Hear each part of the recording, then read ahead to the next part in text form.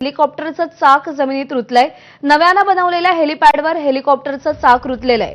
राष्ट्रपती द्रौपदी मुर्मू हेलिकॉप्टरमधून उतरून गेल्यानंतर ही घटना घडलेली आहे। राष्ट्रपती द्रौपदी मुर्मू आज केरळच्या दौऱ्यावर आहेत।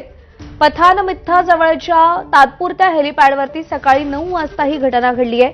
पोलीस आणि अग्निशमन दलाच्या जवानांनी जोर लावून हेलिकॉप्टर उचललंय।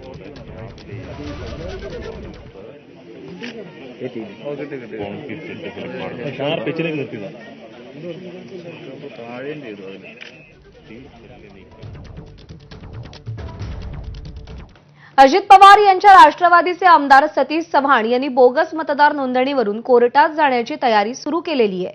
त्यामुळे बोगस मतदार नोंदणीच्या विषयावर आता सत्ताधारी आमदारांची तीव्र नाराजी समोर येतेय।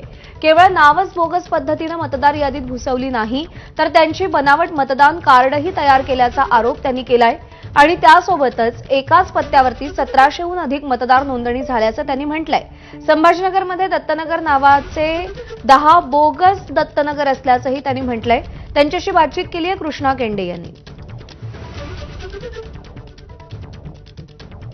सत्ताधारी आमदार सतीश चव्हाण यांनीच गंगापूर मतदारसंघामध्ये 36,000 नावं दुबार असल्याची तक्रार केलेली होती आणि आता ते या सगळी तक्रार घेऊन न्यायालयात देखील धाव घेणार आहेत।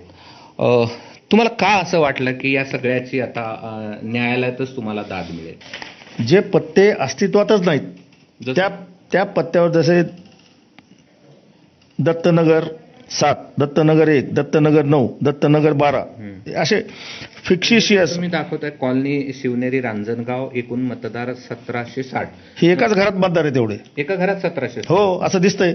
म्हणजे मतदार यादीहून दिसतंय असं आपल्याला माहित नाही आता त्यांनी कसं काय केलं ते। आणि प्रत्यक्षात पाहणी केली? प्रत्यक्षात आमच्या कार्यकर्त्यांनी प्रत्येक म्हणजे 3.5 लाख मतदार तपासले। त्यापैकी वानगी दाखल काही घरांच्या पत्त्यावर शोध घेतला असता ते घराचा पत्ताच अस्तित्वात नाही। जे एखाद्या ठिकाणी पत्ता दाखवला असेल ती पिठाची गिरणी निघाली। म्हणजे अत्यंत चुकीच्या पद्धतीनं ही मतदार यादी तयार करण्यात आलेली आहे आणि जर का हीच यादी जिल्हा परिषदला नगरपालिकाला वापरली गेली तर खऱ्या काम करणाऱ्या कार्यकर्त्यांना अन्याय होईल। कोर्टात धाव घेणार म्हणजे नाही, आम्ही प्रशासनाला विनंती केलेली आहे, प्रशासनाला अर्ज सुद्धा दिलेला आहे। त्यांनी ती सगळी यादी तपासावी। याच्यात चुकीच्या पद्धतीनं ज्या मतदारांची नोंदणी केलेली आहे ते सगळे मतदार वगळावेत, नाहीतर आम्हाला न्यायालयाचा दरवाजा ठोठवल्याशिवाय पर्याय राहणार नाही। कारण इलेक्शन कमिशनचं काम निवडणुका पारदर्शक घेणं। 30,000 जर का दुबार तिबार असले आणि त्या प्रत्येकाचे कार्ड नंबर वेगळे असले, ज्याची यादी मी प्रशासनाला दिली आहे, 36,000 नावांची यादी प्रशासनाला मी दिली आहे, तर आता ते किती असतील त्यांनी प्रशासनाने काम आहे ना किती तयार केले गेले तर 36,000 नावं आहेत, म्हणजे तेवढेच मला मतदार कार्ड असतील। आता प्रशासनाने आम्हाला सांगावं याच्यातले 12,000 खरे आहेत, 24,000 खोटे आहेत किंवा 36,000 खरे आहेत एवढं तर सांगा, मग पुढचा आम्ही निर्णय घेऊ। बरं, पण तुम्ही सत्ताधारी आहात, तुम्हाला न्यायालयात जाण्याची वेळ नाही असं नाही की आम्ही न्यायालयात जाणार म्हणजे या निवडणूक निर्णय अधिकारी किंवा जे निवडणूक आयोग आहे त्यांच्याकडून न्याय नाही मिळाला तर आम्ही सत्ताधारी असो कोणी असो सामान्य कार्यकर्ता म्हणून तर आम्हाला जावं लागेल। कारण ह्याच्यातून जर का पुढे चालून चुकीच्या पद्धतीनं